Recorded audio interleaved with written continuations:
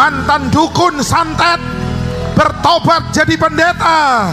Beri tepuk tangan buat Pak Daud untuk kemuliaan Tuhan. Haleluya. Silakan duduk. Mari kita berdoa. Ya.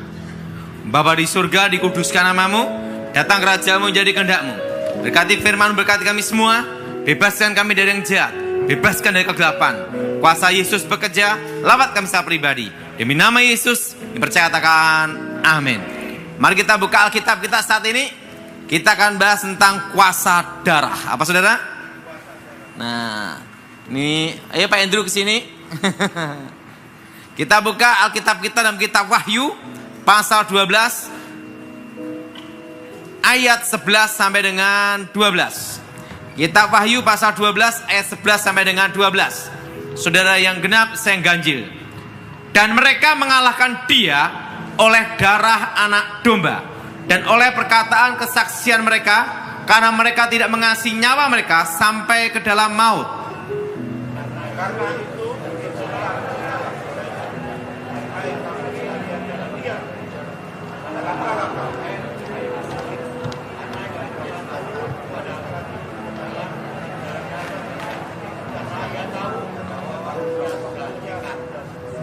Sehingga sidang Tuhan dikatakan bahwa mereka orang percaya mengalahkan iblis dengan darah anak domba. Dengan apa saudara? Darah bicantang nyawa, nyawa bicantang kehidupan. Nah, Alkitab berkata mereka mengalahkan iblis dengan darah anak domba, yaitu apa? Yaitu dengan kehidupan Yesus sendiri, dengan nyawa Yesus sendiri. Untuk mengalahkan iblis harus dengan darah anak domba. Ada 3 cara untuk mengusir setan. Yang pertama, di dalam Injil Markus, mereka mengusir setan-setan demi nama Yesus. Apa saudara? Demi apa? Nama Yesus. Nah, dan yang kedua, dikatakan bila ada saudaramu yang sakit, hendaklah penatua mengolesi minyak dalam nama Tuhan Yesus. Dan para rasul pun mengusir setan, dikasih minyak urapan demi nama Yesus. Apa saudara? Demi nama? Nama Yesus.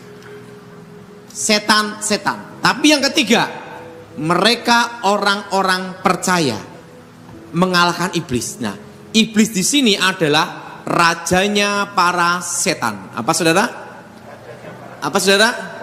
Rajanya para setan dikalahkan dengan darah anak domba. Artinya apa? Untuk kasus-kasus tertentu yang berat, kasus tertentu yang ada kasus yang khusus, itu ada harus dengan darah anak domba. Dengan apa saudara? Darah anak apa? Domba. Nah, makanya setiap kali saya pelayanan dimanapun tempat, terutama waktu khotbah atau pelayanan, itu selalu saya berdoa, darah Yesus sucikan tubuh jiwa rohku. Darah Yesus sucikan tubuh jiwa rohku. Kenapa saya berdoa darah Yesus sucikan tubuh jiwa rohku? Karena kita semua pasti ada celah dosa. Siapa di antara saudara dalam 1 bulan tidak marah sama sekali? Angkat tangan. Marah gak kamu? Ngaku dia. Siapa di antara saudara yang tidak jengkel sama sekali dalam 1 bulan? Angkat tangan. Kita semua pasti ada celah. Betul? Betul?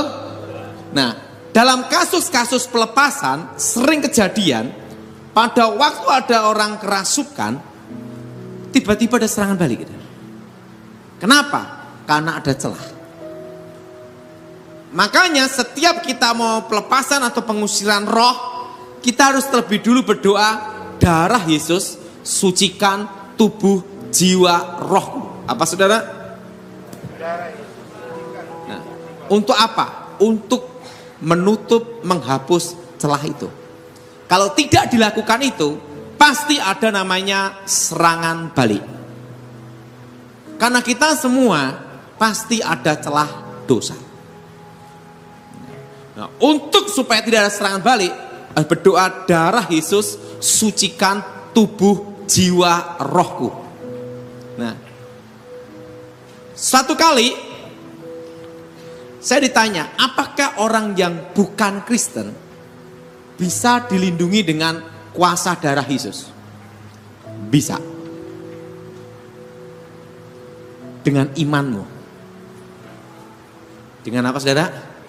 Ingat saudara, kalau ada orang yang kerasukan bukan orang Kristen, diusir apa tidak? Diusir. Kan tidak ada setan Kristen, betul? Nah, ada orang, saya pernah suatu kali ada orang itu kena serangan jantung. Serangan jantung itu, saudara. Gara-gara apa? Ada seorang ibu, suami istri, non-Kristen, saudara sepupu kita. Suaminya gadekan sertifikat di rentenir. Dan repotnya, rentenirnya Kristen. Bunganya tidak masuk akal. Tiap bulan 2%. 3% naik terus bunga berbunga. Aset ibu ini nilainya itu bisa 2M lebih. Tetapi sama rentenirnya dihitung hanya di bawah 1 miliar. Ibu ini dipanggil di notaris, kaget. Karena harus tanda tangan untuk balik nama. Saking kagetnya, ibu ini langsung pingsan, badan biru, serangan jantung. Waktu itu saya ada di notaris. Saya bingung mau doain atau tidak. Kalau doain dikira kristenisasi, kan gitu dah. Terusan notaris ngomong, Pak Daud, kalau tidak mau doain nanti kita tidak jadi transaksi, karena tempat notaris ini akan dipolis lain semua. Waduh, gimana nih? Tapi ini kan bukan urusan saya. Tapi ini Pak Daud, ini harus diberesin. Waduh, gimana ya? Waktu itu saya doa sama ibu ini. Ibu ini pingsan, dan agak sadar, tapi ini udah biru semua. Bu, dia sadar gini. Ibu doa ikuti saya. Langsung mau disiapin ambulan. Doanya gini, Nabi Isa Al-Masih, sembuhkan saya. Engkau yang berkuasa di bumi dan di akhirat. Darah Isa Al-Masih, sembuhkan saya. Waktu saya doa, darah Isa Al-Masih, berhenti malam, mati aku. Langsung diem dah. Tiba-tiba dia batuk.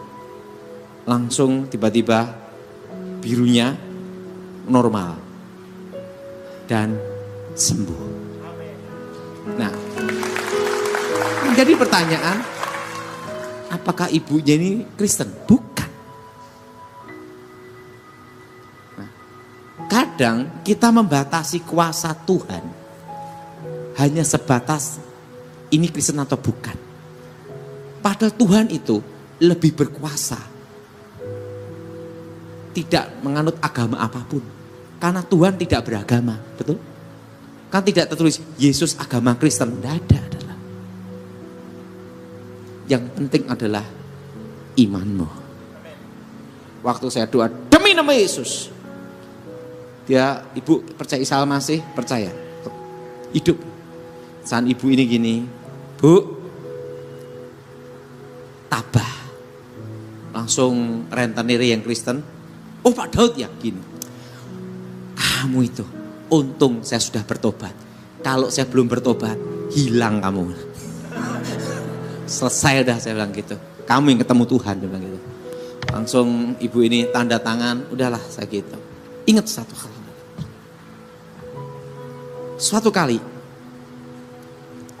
saya diminta untuk mendoakan orang yang kena setan. Bukan orang Kristen. Dan waktu itu suruh doa. Dan seorang pejabat penting. Saya hanya doa gini. Silahkan ibu berdoa menurut agama ibu. Saya berdoa dengan keyakinan saya. Karena saya sampai sekarang percaya sekali. Tuhan itu tidak punya agama.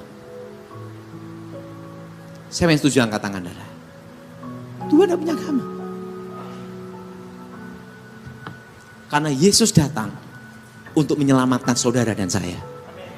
Nah, waktu itu saya doa, ibu ini berdoa, darah Yesus sucikan tubuh jiwa rohku.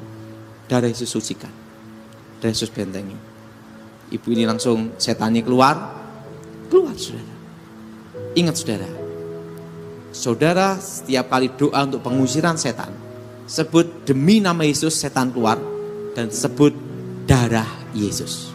Nah hari ini kita akan tanya jawab.